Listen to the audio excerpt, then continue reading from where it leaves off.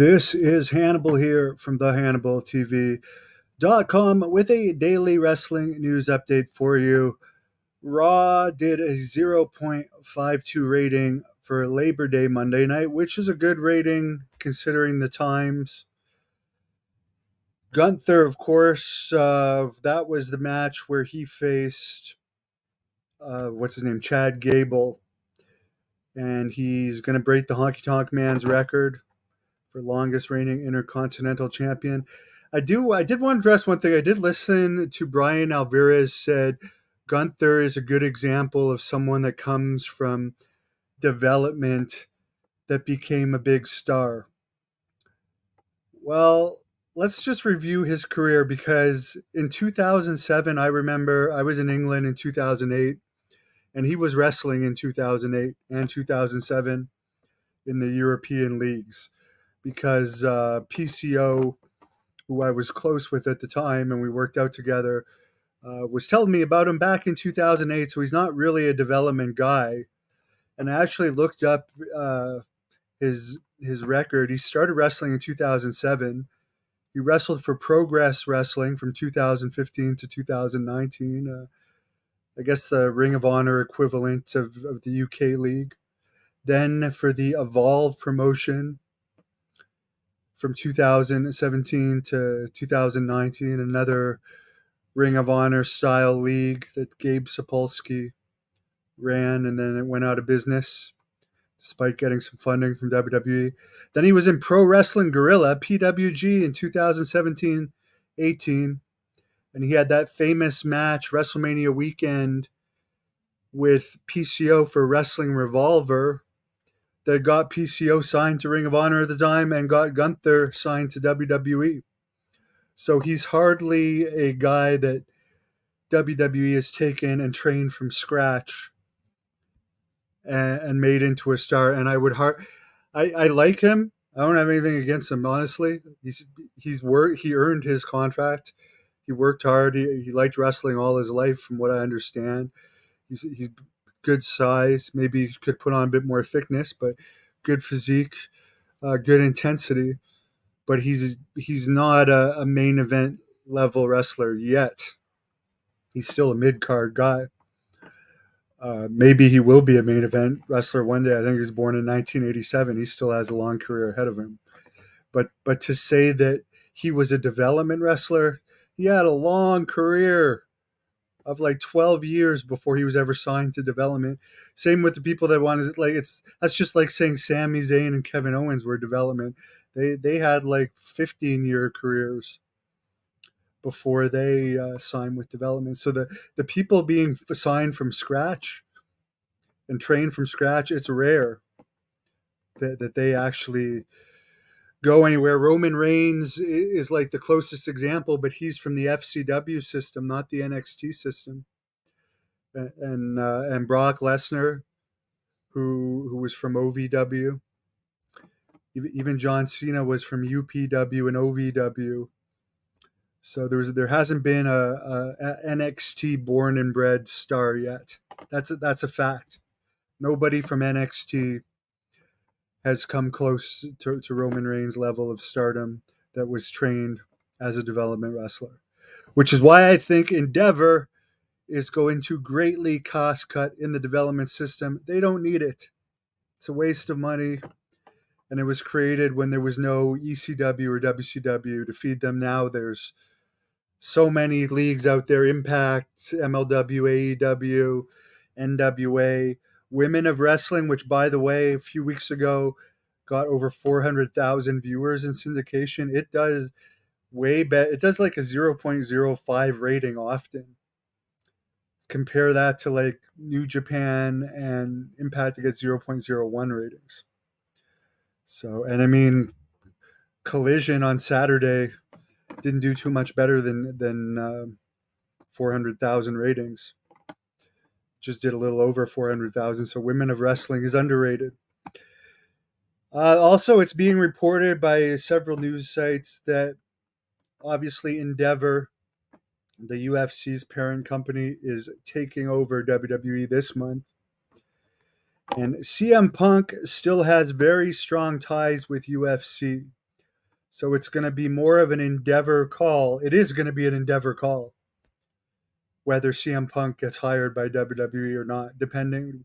We don't know what his no competes like, if there is one since he was fired, or if there's like a, they're saying he was fired with cause. Maybe there's a clause in there that if he's fired with cause, there's a certain amount of time he can't compete. But I would suspect that there's a chance he could go to WWE. There, according to many reports, there's people in WWE that like him. There's others that don't. If you think about Roman Reigns' opponents for fresh opponents, I mean, does that many people really want to see Cody Rhodes against Roman Reigns again? To me, I know Cody Rhodes is a boring wrestler to me. I'm not saying he's a bad wrestler. He's got a good look. He's over with the fans, but he's just like a flat wrestler to me. I would rather, if I had to watch, I wouldn't even want to watch a Cody Rhodes against Roman Reigns match, to be honest. I would be interested to see a CM Punk against Roman Reigns match. But other than like The Rock or Steve Austin, or if they, let's, for instance, which it doesn't look like it's going to happen because Braun Breaker seems to be being punished for his father's comments towards the transgender wrestler.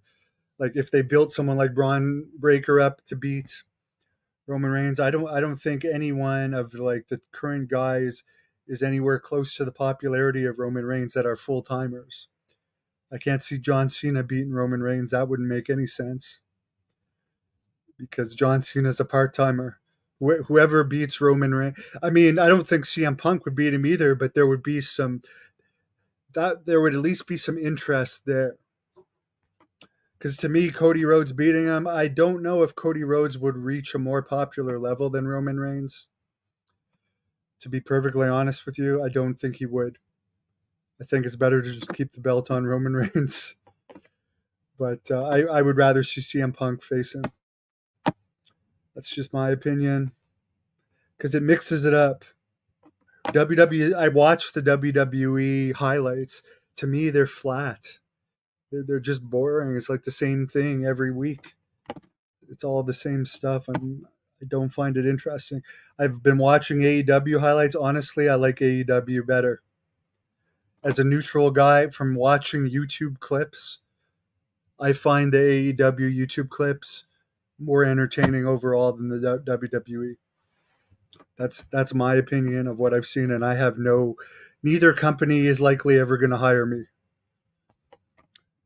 At the same time, I don't think I want to watch full shows of either company because I'm just not that dedicated a fan anymore.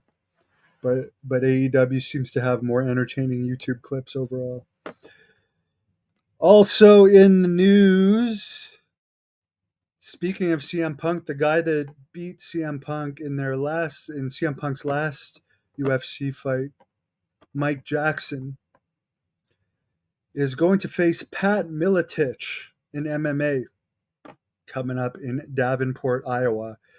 And Pat Miletich is going to do an interview. And if you don't know who he is, UFC Hall of Famer, guy I have a lot of respect for. I've done an interview with him before, but he's going to do an interview with me Monday at 2:30 about this upcoming UFC fight with the guy that beat CM Punk in their last fight, Mike Jackson, which, by the way, he was 0-1 going into that fight too.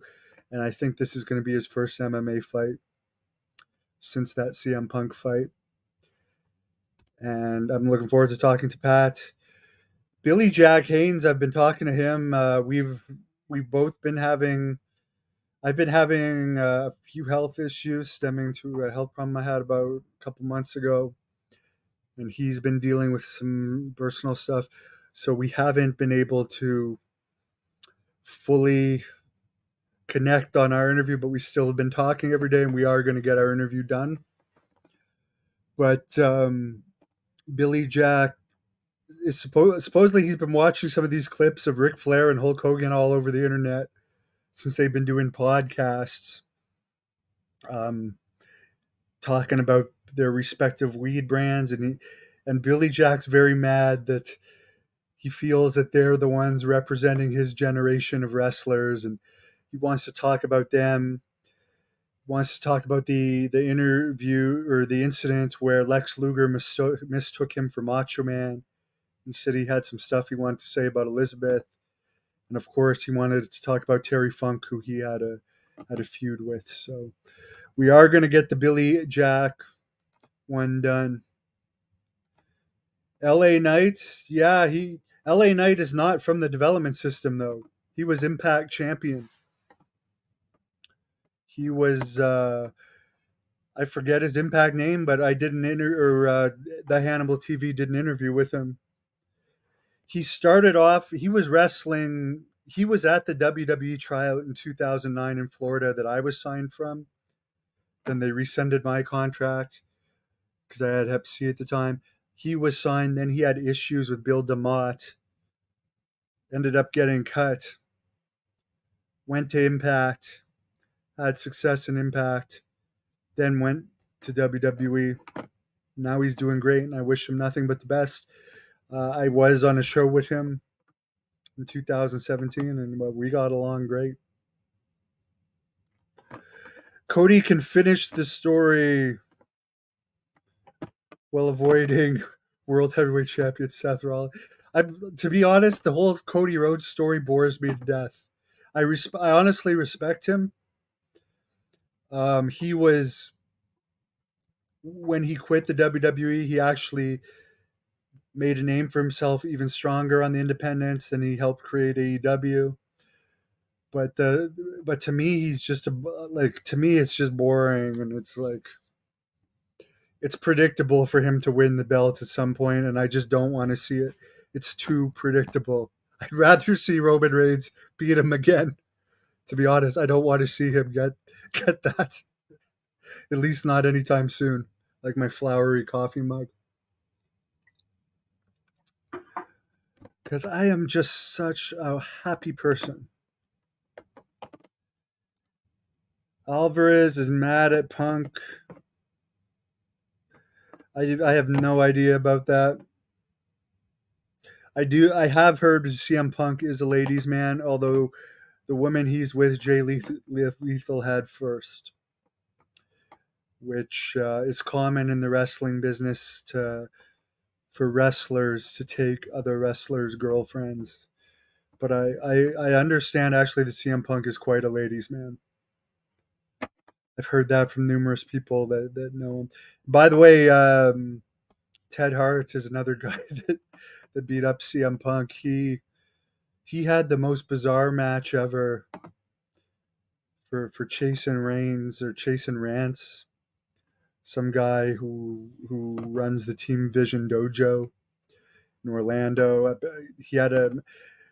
They put out this match against two students where they basically beat the shit out of these two students. And it looked like Ted hit him with a couple legitimate punches at least, and a very stiff rake shot to the neck. And it's like, if you're trying to build your wrestling school, why would you even put this video out? And it's from the same night where Ted was arrested for possession of ecstasy, which apparently that trial is coming up September 21st. Someone loves the old WWE days. I do too. Yes, Roman Reigns hardly defends the belt anymore because there's no one really for him to defend against.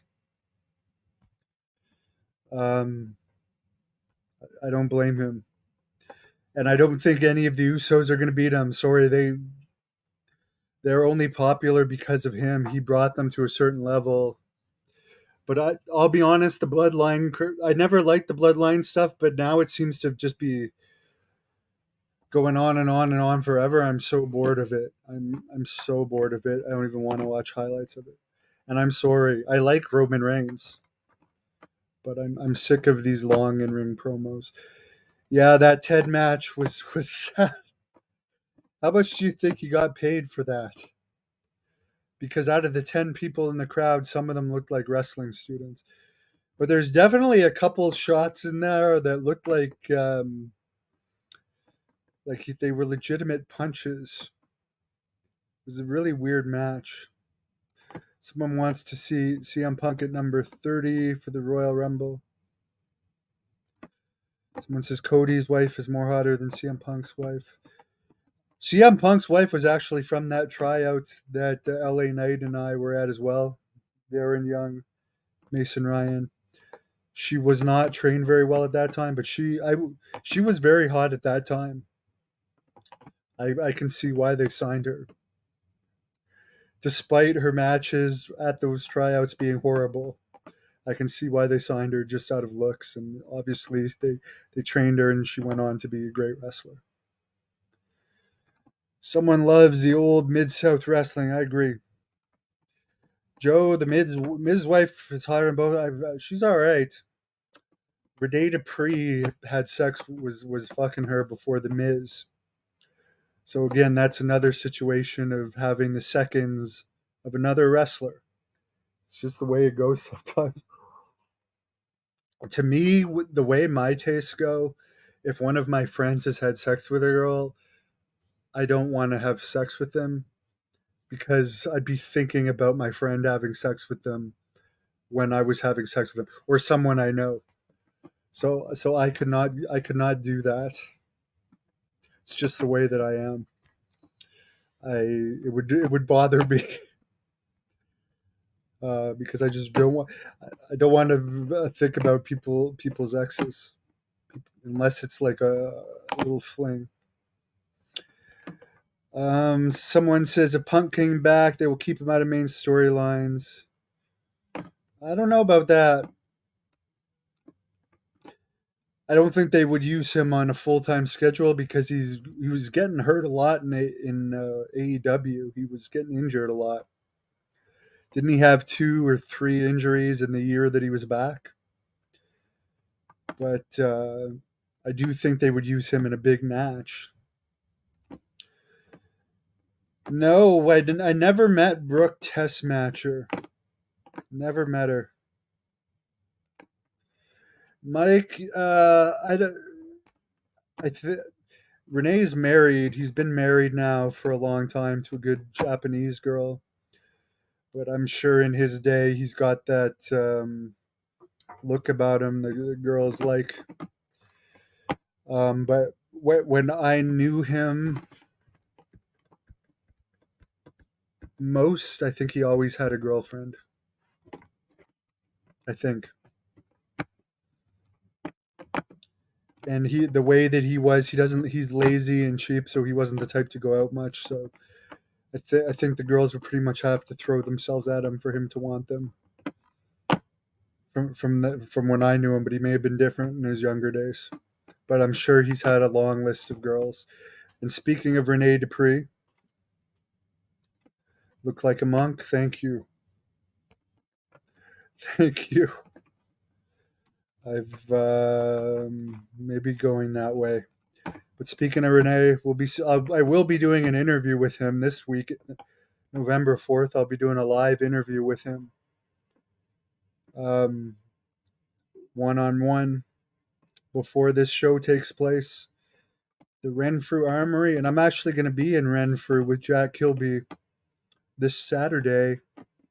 The Renfrew Fair promoting this. So I'm looking forward to that. So I'm going to post, by the way, guys, a video in about 15 minutes here. So it'll be up tonight. John Paz did an interview with Vader in 2017, just before he died, that I didn't even know about. And I don't think many people, other than the two-man power trip of wrestling podcast followers, have heard it. So I'm looking forward to putting it out there because I liked Vader a lot. So stay tuned for that. Have a great night. Thank you for watching the Hannibal TV. Please like this video if you enjoyed it and click the subscribe button.